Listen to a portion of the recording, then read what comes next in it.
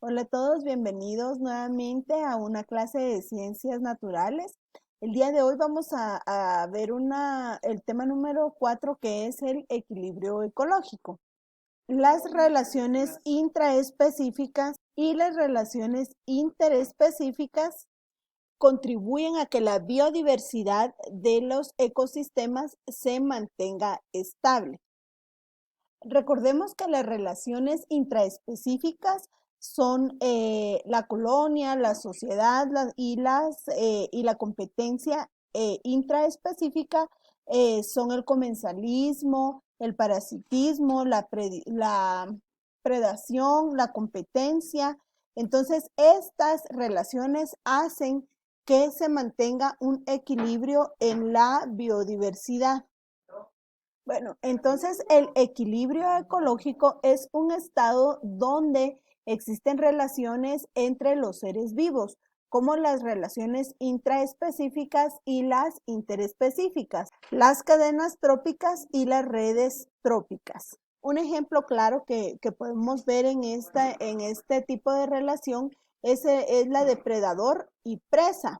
Entonces, el predador hace que al momento de comerse la presa haya una regulación en el ecosistema. Por ejemplo, si hay pocos gatos, hay muchas ratas. Entonces, esto lo que hace es que haya un equilibrio. Si hay gatos, entonces hay pocas ratas y esto hace que se equilibre los ecosistemas. Entonces ahorita vamos a ver qué es el hábitat.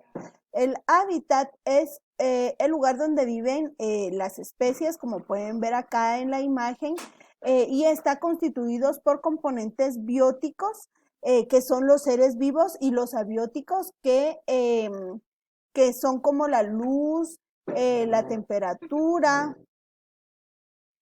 y cada una de las especies posee una o varias características que le permite vivir en su hábitat. Hay unas que pueden vivir en diferentes hábitats y por lo tanto hace que su forma de vida se expanda más que otras.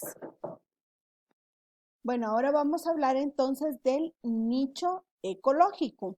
Entonces, el nicho ecológico es la estrategia de supervivencia que utiliza una especie. Esta incluye la alimentación, la competencia que tiene con las demás especies y también evitar ser comida, y si es cazador, pues esta función también. Por lo tanto, simple y sencillamente es la función que cumple una especie dentro de su hábitat o dentro de su ecosistema.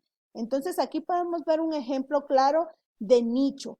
Estamos viendo un cangrejo. Entonces aquí debe evitar que se lo coman, ¿verdad? Porque esta ave se lo come y ayuda a esta otra especie.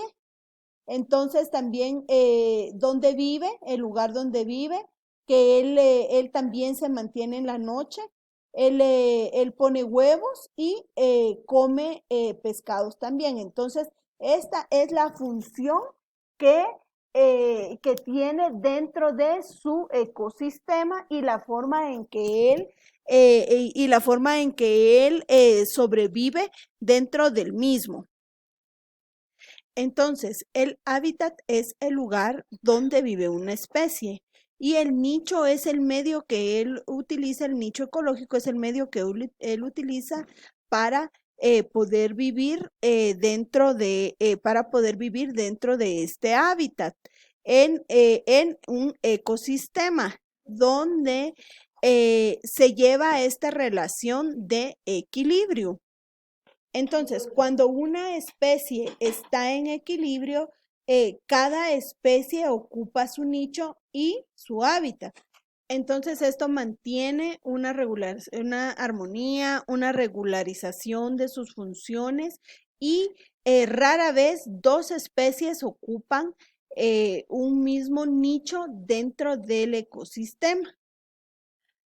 Cuando dos especies ocupan un mismo nicho, entonces ocurre la competencia, hay más competencia por alimento, por el lugar, por los recursos y por el lugar donde están ubicados. Entonces aquí sucede una adaptación de un ser, de otro organismo o de otra especie.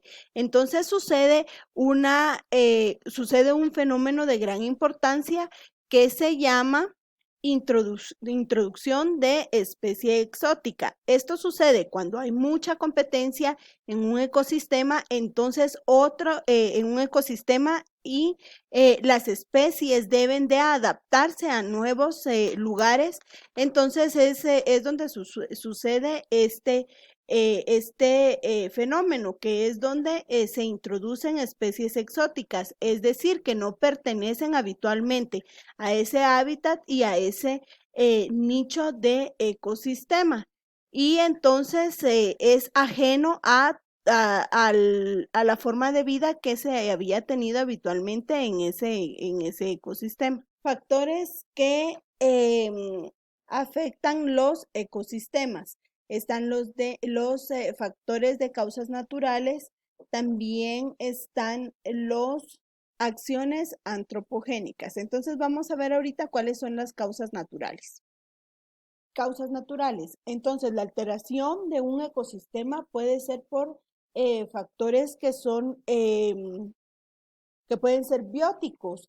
Entonces, pueden ser causados por bacterias, hongos, parásitos que causan que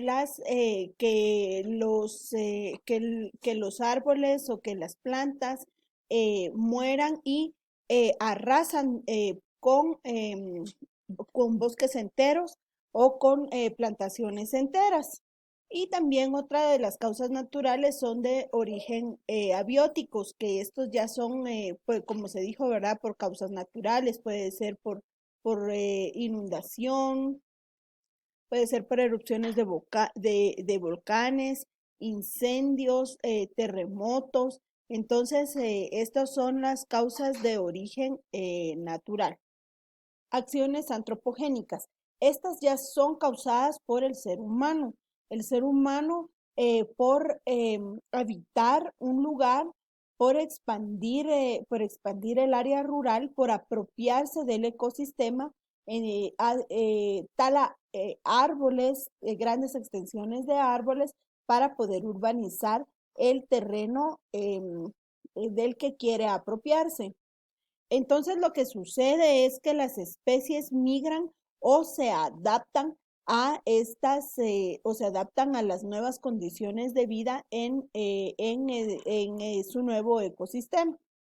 Otro de los factores que afectan el equilibrio de un ecosistema es la introducción de especies artificialmente.